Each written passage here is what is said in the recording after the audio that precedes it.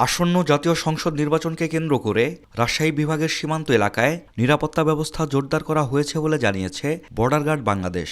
অপরাধ দমন ও সীমান্ত পরিস্থিতি স্বাভাবিক রাখতে আধুনিক প্রযুক্তির ব্যবহারও বাড়ানো হয়েছে।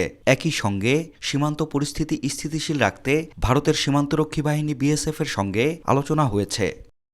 শুক্রবার সকালে রাজশাহী পোস্টাল একাডেমির সামনে রাজশাহী-নওগাঁ মহাসড়কের পাশে আয়োজিত এক সংবাদ সম্মেলনে এসব তথ্য জানান বিজিবির Rajshahi sector commander colonel Syed Kamal Hossain. আসন্ন ত্রয়োদশ জাতীয় সংসদ নির্বাচনকে সামনে রেখে আমাদের বর্ডার গার্ড বাংলাদেশ এর উপর অর্পিত দায়িত্ব পালনে আমরা সম্পূর্ণরূপে প্রস্তুত এবং ইতিমধ্যে আমরা মাঠে অবস্থান করছি।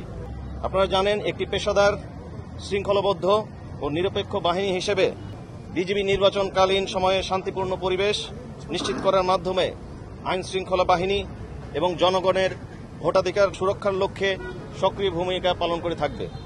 নির্বাচনকালীন দায়িত্ব পালনের ক্ষেত্রে গণপ্রজাতন্ত্রী বাংলাদেশ সরকারের এবং নির্বাচন কমিশনের সকল নির্দেশনা বিজিবি কর্তৃক কঠোরভাবে অনুসরণ করা হচ্ছে।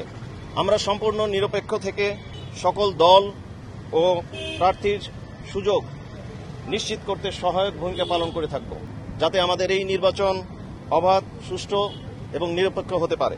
তিনি জানান, নির্বাচনকে কেন্দ্র করে রাজশাহী সেক্টরের গুরুত্বপূর্ণ এলাকায় ব্যাপক নিরাপত্তা পরিকল্পনা গ্রহণ করা হয়েছে। এ সেক্টরের আওতাধীন ৭টি জেলা, ৬২টি উপজেলা এবং একটি সিটি কর্পোরেশনের অন্তর্ভুক্ত ৩৭টি সংসদীয় আসনে মোট ৬৫টি বেস ক্যাম্প থেকে ১৪৬টি প্লাটুন মোবাইল ও স্ট্রাইকিং ফোর্স হিসেবে দায়িত্ব পালন করবে।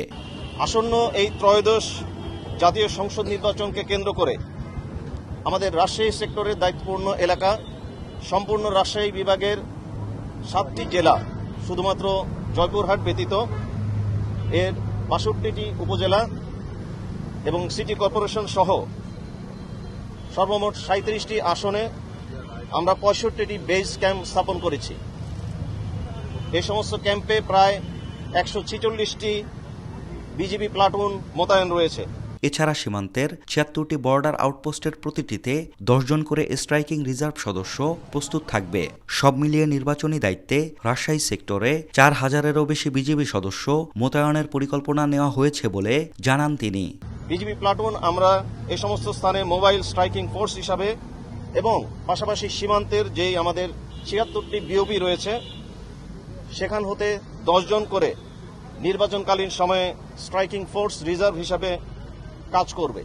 কাজেই এই রাজশাহী সেক্টরে আমাদের দায়িত্ব পালনের ক্ষেত্রে প্রায় ৪,০০০-এর মতো বিজিবি সদস্য মোতায়েনের পরিকল্পনা গ্রহণ করা হয়েছে। কর্নেল কামাল হোসেন আরও বলেন, নির্বাচনকালীন যে কোনো জরুরি পরিস্থিতি মোকাবেলায় হেলিকপ্টার প্রস্তুত রাখা হবে, যাতে কুইক রেসপন্স ফোর্স অল্প সময়ের মধ্যে ঘটনাস্থলে পৌঁছাতে পারে।